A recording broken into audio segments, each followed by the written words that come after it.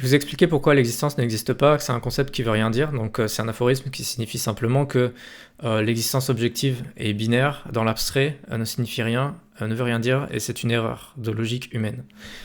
C'est d'ailleurs la non-existence de l'existence, c'est un titre de Christine Ladd Franklin, qui avait écrit un papier en 1930 dans Revue de métaphysique, je sais plus le numéro. Donc vous pouvez aller lire directement son papier. Moi, c'est pas par les mêmes arguments que j'arrive à cette conclusion, mais j'arrive à la même conclusion. Je vais vous montrer ça par des arguments rationnels, sans utiliser de métaphysique. Et je vais prendre deux cheminements logiques indépendants, en tout cas assez indépendants, de telle sorte que même si vous ne me croyez pas sur un des points, vous puissiez suivre l'autre argument s'il vous convient mieux.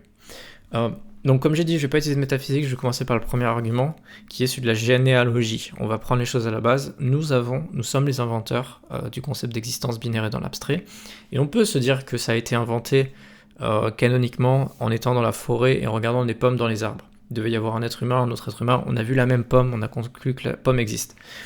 Premier problème, et d'ailleurs qui fera qu'il y a trois arguments en fait, pour dire que l'existence n'existe pas. Simplement, on a oublié la temporalité. Lorsque l'on dit que quelque chose existe, quand on regarde une pomme, on n'est pas en train de préciser à quel moment. Si on prend une infinité de temps, à quel moment la pomme existe? Il y a un moment où elle n'est pas là, il y a un moment où elle est là. Donc à quel moment on considère qu'elle existe? Donc elle existe quand on la voit. Et à l'époque, quand on était des hominidés dans la forêt, on n'avait pas la sensation que le présent dépendait du référentiel. Sauf qu'aujourd'hui, on sait que ça dépend du temps propre, le temps, et il n'y a pas de temps objectif. Ce que ça veut dire, c'est qu'on a oublié ce petit détail qui fait que quand les choses existent et doivent exister objectivement, comment est-ce possible que quelque chose existe objectivement si la temporalité est subjective et que les objets ne peuvent être, puisque comme j'ai dit, sur un infini de temps, on ne peut pas dire ni ça existe ni ça n'existe pas, que dépendre d'être un sujet, donc d'avoir un temps propre. Donc comment ça peut exister objectivement? C'est impossible. Donc ça, c'est le premier argument finalement qui est en plus du reste. Maintenant, on reprend cette histoire de généalogie, on reprend l'histoire de voir des pommes. Souvent, ce qu'on va dire, c'est la pomme, l'existence, c'est l'observation. Ça ne fonctionne pas pour trois arguments différents. Le premier, c'est si on a des capteurs différents, parce qu'en fait on voit la même pas parce qu'on a les mêmes instruments, mais si on avait pris autre chose, par exemple un capteur qui observe les ultraviolets ou n'importe quoi, il n'aurait pas vu la pomme, d'accord? Donc la pomme, elle existe pour celui qui voit on voit la même chose parce qu'on a les mêmes capteurs.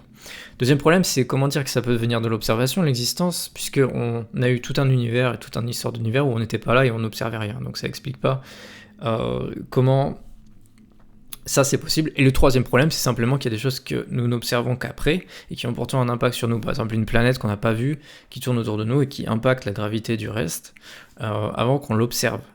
Donc voilà, les trois arguments qui font en fait dire, et plus l'argument comme j'ai dit du temps propre, qui font dire que l'observation n'est pas l'existence objective. Donc qu'est-ce qui reste si ce n'est pas l'observation? Eh bien, je vous dis directement, si ce n'est pas l'observation, et si l'existence est donc le concept ontologique de tout, donc carrément la définition de l'ontologie, c'est-à-dire ce qui définit tous les objets intrinsèquement, mais n'est pas l'observation, ce qui veut dire ce qui n'est pas ce qu'on avait vu à l'époque, ça veut dire qu'il faut croire au miracle. Il faut croire au miracle pour le fait qu'on trouve un jour l'existence objective. Parce que quelle est la crédence de la théorie qui dirait que on n'a pas trouvé dans l'immanence, donc dans l'immanence c'est dans ce qui est mesurable,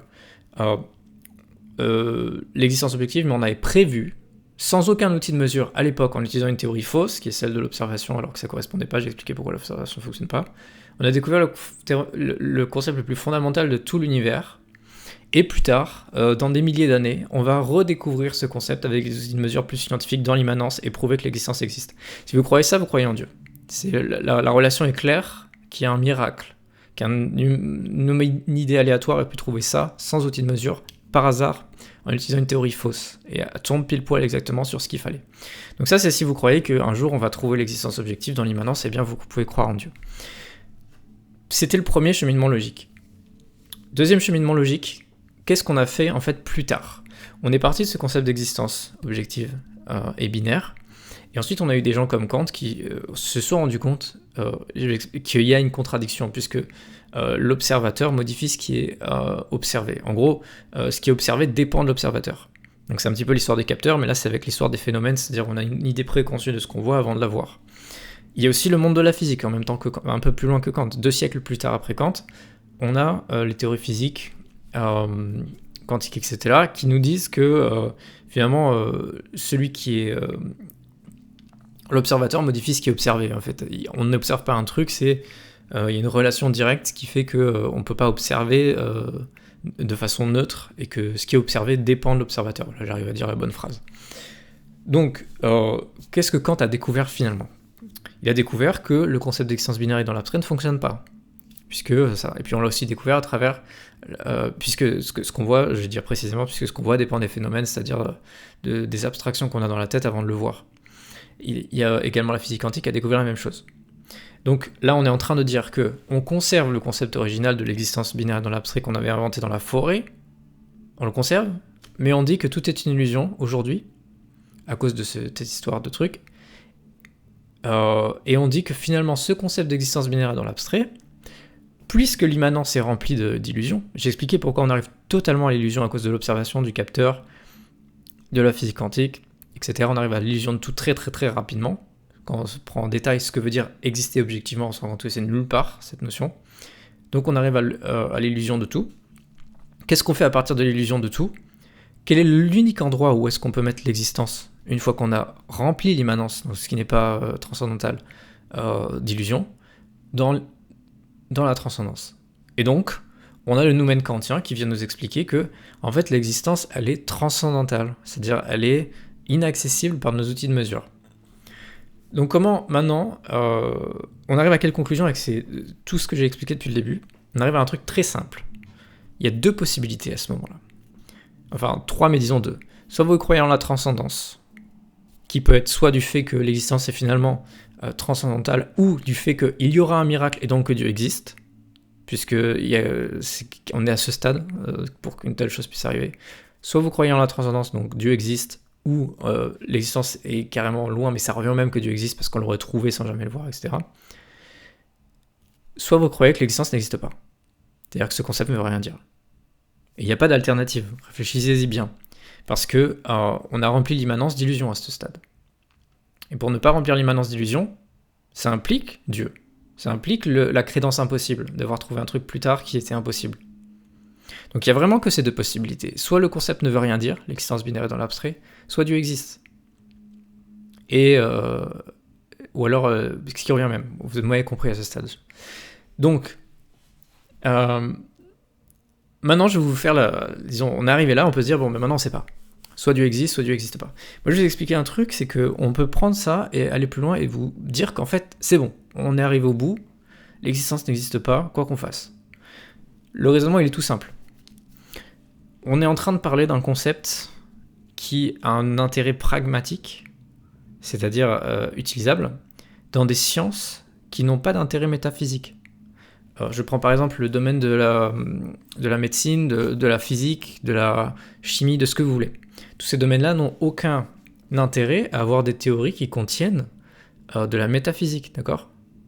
Donc, ce qu'ils veulent quand ils ont une théorie, c'est la théorie la plus pertinente pour décrire le réel. D'accord ? Donc, quelle est cette idée selon laquelle la théorie la plus pertinente, c'est celle qui fait entrer dedans de la métaphysique et l'existence de Dieu ? Est-ce qu'on ne pourrait pas se dire, avec les données qu'on a, quelle est la théorie la plus pertinente, indépendamment de savoir quelle métaphysique on a ? Puisque l'objectif, c'est d'avoir une théorie la plus utile possible, c'est-à-dire qui fonctionne le mieux, selon les données qu'on a. Quelle est la théorie qui fonctionne le mieux ? Celle qui dit qu'il n'y a que des illusions partout et le néant ? Ou celle qui dit, tiens, et plus Dieu existe, pour utiliser dans les sciences ? Ou alors dire, tiens, il va falloir refonder une théorie et de se dire que l'existence, ce concept, cet fonctionnement ne fonctionne pas métaphysiquement, mais dans les théories scientifiques actuelles. Donc, on sépare le problème en deux. D'un côté, vous avez ce que vous croyez métaphysiquement. Vous pouvez croire ce que vous voulez, vous pouvez croire que Dieu existe et tout, mais vous devez tout de même conclure, pragmatiquement, c'est-à-dire d'un point de vue utilitaire, donc William James, de ce qui est empirique, vous devez quand même conclure que vous avez aussi cette théorie pragmatique qui est utilisée dans les sciences parce que c'est celle qui est la plus utile pour ce que vous faites. Et la théorie utile dans les sciences, ça va pas être celle qui dit qu'il y a des illusions partout et le néant. Ça n'a aucun sens. On peut pas avoir une théorie de l'existence dans laquelle il n'y a pas d'existence et il faut aller chercher Dieu pour l'avoir dans les sciences. Ça n'a aucun sens. Donc, vous devez conclure que la meilleure théorie pour décrire le monde, quelle que soit votre croyance religieuse, eh bien, c'est celle dans laquelle ça ne peut pas être celle qui fait intervenir le fait que ça peut pas être une théorie irrationnelle dans laquelle on dit qu'il y a de l'existence alors qu'on sait qu'elle est que s'il y a Dieu, donc celle-là ne fonctionne pas.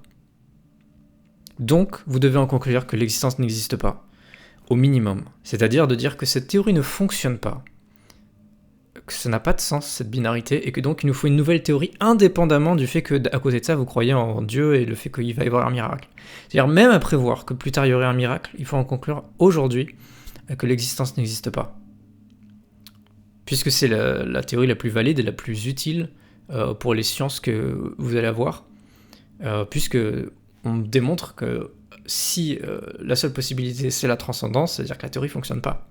Théorie de l'existence où il n'y a pas d'existence, il va falloir se remettre en question. Et donc on peut, à partir de là, à partir de ce constat scientifique, disons, on peut se dire, on va créer une nouvelle théorie qui fonctionne mieux pour décrire les objets qui nous entourent. Voilà. Et c'était pas si long que ça au final.